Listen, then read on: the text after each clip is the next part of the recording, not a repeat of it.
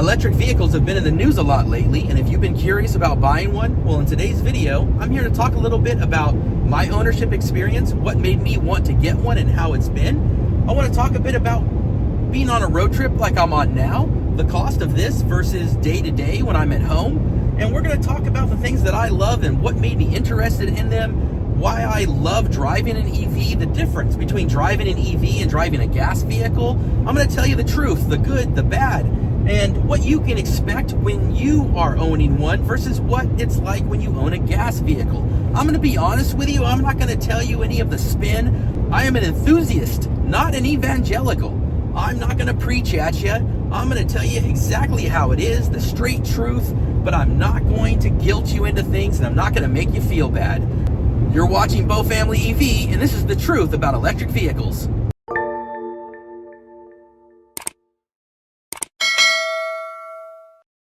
So you join me right now on a road trip to Vegas. I live in the Bay Area, and I'm heading down I-5 in the middle of the Central Valley of California. And this is where I want to talk to folks that are new to EVs or just looking into the possibility of electric vehicles. And you may be asking yourself questions and wondering about the cost and what it's like to own an EV. So this is a great opportunity to talk about the difference between your day-to-day electric vehicle experience and a road trip, because they're very different, and they are very different from your ownership experience with a gas vehicle. So let's start with the concept of a road trip in a gas vehicle versus electric. They're entirely different experiences. When you're in an electric vehicle, your efficiency is much lower than it is in a gas vehicle. With your gas vehicle, your engine is running at peak efficiency when you're on the road, your transmission is at a high gear, and you're getting the best mileage possible. And so when you're used to that, you're thinking about your fuel efficiency and your miles per gallon on a road trip as being very high. Now in a gas vehicle, that is something that you've gotten used to, and you're able to go 300, 350 miles on a tank. And so that is something that you're not going to experience with an electric. Right now, I'm getting 1.8 miles per kilowatt hour. So when you think about the range on this truck, I started my trip with 324 miles of range. That would be what I would get when I was driving in a mixed-use situation around town with some freeway miles about 40% of the time, and when I was driving at the speed limit. Here on I-5, I'm driving 75, 80 miles an hour with crosswinds, and there's just no way I'm going to get that kind of range at all. I've got a 131 kilowatt hour battery. I'm obviously not going to drive it all the way down to zero, so you can expect that my range is, if you just do the math, is nowhere close to that. So, maybe I'm going to use 120 kilowatt hours and 1.8 miles per kilowatt hour. You can do the math on that. So you can also look at the cost. When I'm at home, I am going to be charging using the electoral rates of my utility. Now in California, overnight, you're looking at 23 cents per kilowatt hour. So that's considerably less than gas, which right now is, $5.5, $6.50 a gallon, even as high as $7 in some parts of California. That's going to save me a ton of money charging at home, and that's California prices. So where you live, you can get electricity for far less than that. Now, I particularly have solar, so I'm saving even more. And where you live, the gas prices, I'm sure, are not as high as California, but neither are your electric rates. So the real value to an electric vehicle is when you're charging at home. So when you're getting an electric vehicle, you've got to think about how much of your time is spent charging at home versus charging on the road. If you're road tripping a lot, then your value is a lot different. If you don't have charging at home, then your value is a lot different. And you've got to think about it differently as well. One of the other cool things is just the technology. You'll notice that I'm doing hands-free driving. I have Blue Cruise that allows me to do this. There's other technologies like Super Cruise from Chevy. And of course, Tesla has FSD, which is even more advanced. here on a big open highway like I-5, I can go hands-free during a lot of the time. Tesla FSD can do it from your house to your work to the grocery store, all over the place. There's probably nothing better than FSD. It does cost you $99 a month, so that's, again, added cost. Super Cruise and Blue Cruise do have an added cost as well. They're just not quite as much. So that's really great. Of course, you've got the app where you can take and warm up your car, and you can have pet modes and dog modes if you have Tesla and Rivian, all kinds of other great valuable things. They have GPS built in, so you can always track if your car was stolen. There's warming up and cooling off your car if you want to go into the store. There's tons of great tech, and there are gas cars that have that as well. They're just not quite as ubiquitous as they are with electric vehicles. So the electric vehicle ownership experience also has to do with the quiet ride. I love how smooth, comfortable, and quiet this ride is on a road trip. And so things like that are a big part of the reason I could never go back to gas.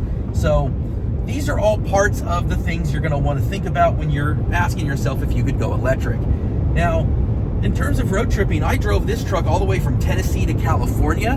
No problems at all. Lots of different charging available. I use a better route planner, and I just put in my destination, and it plans the route for me. Tesla will do it for you. Even Google and the built-in navigation from Ford will do it. There is Apple CarPlay will do it, although I'm not a big fan, in all disclosure of that. You can see some of my other videos, and in fact, I'll put one in the description so you can see my pain with it. I've taken trips with the family to Disneyland, to Legoland. I've got videos of that. I took a great trip to the Grand Canyon. I'll put videos of that. I have road trips all over the place, and when I'm done with this trip, I'll have a road trip video of me going all the way to Vegas, so that will be in there in my history as well. So road tripping in electric vehicles, not a problem. Just for perspective, this trip would normally take about 8.5 hours, and it will end up taking me 10. So there is an added amount of time for it. There's no question about it. But that said, I find it enjoyable. I'll stop, I'll plug in. Now in my case, I'll make some videos, I'll check my email.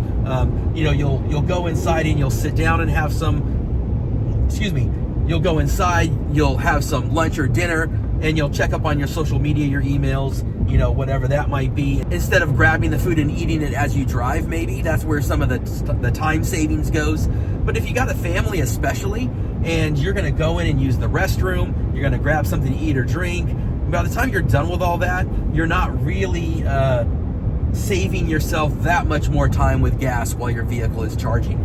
There is also, keep in mind, when you're talking about your home experience, people talk about the time charging, but the reality is you're pulling up to your house, you're plugging it in, and you're charging while you're asleep. And people don't think about the time you spend going away from your route home to the gas station, pumping the gas, paying for the gas, then driving back to your house and doing that, all the time you spend doing that all throughout the year that you don't have to do anymore. So at home, you just plug in, you go to sleep, you wake up, and you're done. You've got a fully charged vehicle. So I think it's overblown, the amount of charge time. Yeah, it does take 6, 7, 8 hours. In the case of this truck, sometimes it'll take 10 hours if I have it all the way down to a low state of charge. But again, I'm asleep for most of those hours. So it's really no time at all because I just wake up and it's ready to go.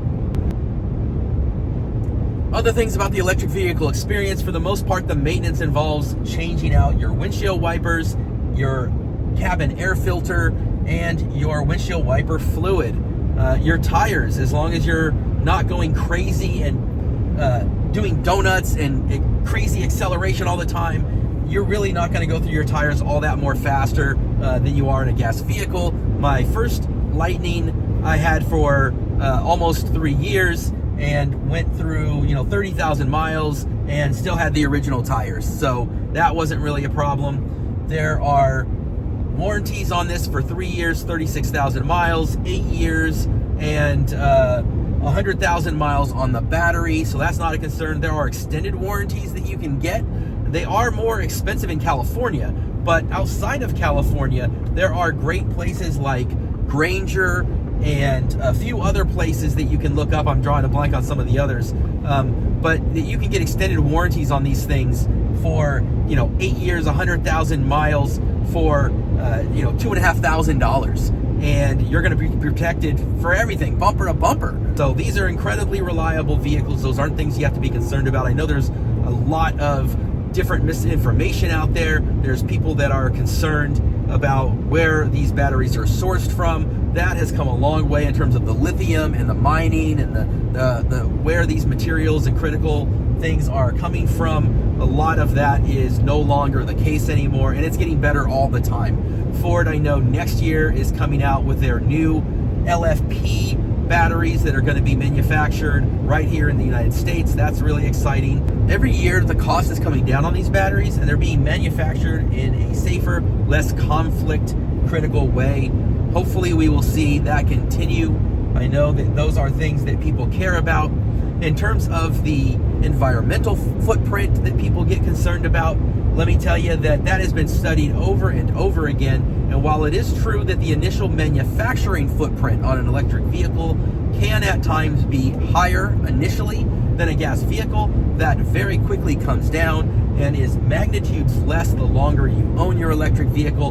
Within the first 6 to 8 months, it is already caught up and then surpassing the gas vehicles. So those are all, again, things that they put out there to try to dissuade you, and it's really just excuses because people want to hate on electric vehicles. And listen, let me tell you right now off the bat, I am not someone that is out there being an evangelical about an electric vehicle. You drive what you love. If you love your gas vehicle and you love the sound of it and you are passionate and just heartfelt about your gas vehicle, I'm not going to sit here and make you feel bad about that, and I'm not going to tell you to give up your RAV4 or your Corvette or whatever it is that you have a passion and love for. There is enough out there in the world that is difficult in your life without being made to feel bad about something that makes you feel good. So I'm just trying to share with you something that I have found joy in, something that brings me comfort and peace.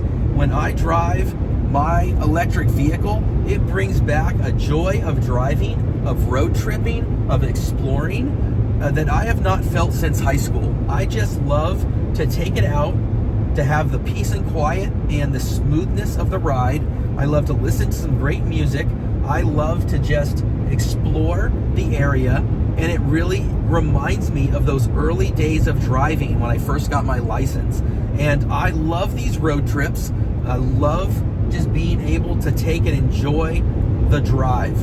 And if you find that in whatever vehicle you own, please embrace it. Whether you own a Tesla or a Ford or one of the amazing vehicles done by Kia and Hyundai that have the amazing charging, I think the vehicles coming out of China are incredibly exciting. The Germans are doing fantastic stuff with their Neue Class BMW vehicles, the Mercedes with the CLA.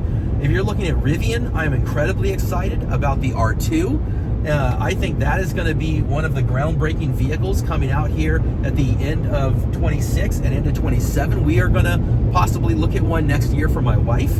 I think that whatever it is that you're looking at, I'm all about, for me, just enjoying the electric experience, the cost savings. I'm tired of all of the back and forth in the politics. I'm not a fan of the conflict with oil, and I don't like big oil. I don't like the utilities. I don't like the way government policy, all of that kind of stuff. I don't think that when it comes to the way that our transportation is, I don't like the idea that we're taking a commodity like oil and we're burning it up in our transportation. I think there's better uses of it. I think the oil is going to be necessary for a lot of the products that we manufacture, for the very asphalt that's right here that we're driving on, for many of the materials that are in this truck. They're oil-based. For a lot of the pharmaceuticals that we use for medical manufacturing, oil is always going to be around, and they make tangible, real products. It is a finite resource, and it is very necessary in the world. So, from my opinion, taking this incredible resource that is something out there and is so intensive to pump and to refine and to make and manufacture and to transport, not just in terms of what you're seeing in the Straits of Hormuz and the shipping, and then to be able to take it across trucking and all of that stuff, right? To put it into a vehicle and then to burn it into nothing, something that you can't transform and physically have, and then to be able to recycle and then move and to transform into something else, right? To not be able to do that, to me, makes no sense. And there are so many different ways to transport and move a vehicle like this, and to energize a home, and to energize a boat, or to energize your motorcycle or car or anything like this, right? And I understand that there are use cases where it doesn't make sense, but where it does, I believe it's a smart idea. So that's my take on it. Let me know if that makes sense to you. Let me know if you agree or disagree. Again, I am not here to guilt you or to make you feel a certain way. I'm just trying to explain my point of view. Hopefully it makes sense to you. Hopefully it's not an extreme view, and I just like to share it, and hopefully reasonable people and reasonable minds can share it. I don't want to mandate it. I don't want to tell you what to do. I just want to take and say that, look, I find it to be the ultimate liberty, the ultimate freedom, to be able to take and have solar panels on my roof, to generate my own power, to then put it into my home and my vehicle. And I find that to be, something that is very American. I find that to be very much the spirit that this country was founded on. And in the case of an emergency or an outage or a shift in government policy or the world, I know that I have years of independence and liberty at my fingertips, that I can generate my own energy, and that my house will be powered, and I have battery storage, and I will put this energy into my vehicle, and I will be able to, independent of whatever the government and world and whatever is going on, that I will have the freedom to move about as I see fit. And I will be able to power my home, and for that matter, my neighbor's home. And I can power my house for a number of days, really forever, off my solar panels and batteries, and for over a week off of this truck. And I can take and move this truck over to somewhere, and I can power someone else. It's an amazing amount of freedom that I have with all of the tools and resources at my disposal. And I find that to be an incredible technology to be able to deploy. I think that's great. And I certainly don't have that ability to pump my own gas, refine my own gas, and to do that. And again, I find the ability to take this technology and be hands-free and enjoy this stress-free. It takes a lot of the fun. It brings a lot of the fun into the drive, and it allows me to enjoy the company that's around me and the beauty that's around me, and really adds something to the journey. So anyway, let's talk a little bit in the comments. I would love to hear your perspective. Hopefully you found some value in hearing mine, because that's really what I want to share.